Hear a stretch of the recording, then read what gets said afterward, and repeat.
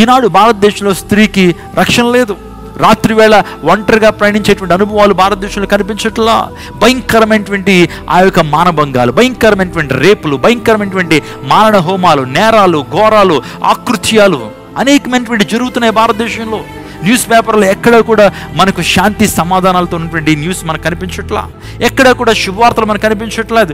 ఏ రోజు ఏ వార్త వినాల్సి వస్తుంది అనేటువంటి భయం మనలో వస్తుంది. ఆలోచన చేయండి, నిజంగా మనిషికి స్వాతంత్రం ఉందా? ఒక్కసారి మనసు పెట్టి ఆలోచన చేయండి. ఒక్కసారి మీ విజ్ఞత ఉపయోగించి ఆలోచన చేయండి. భారతదేశం నిజంగా ఫ్రీడమ్ అనుభవిస్తుందా?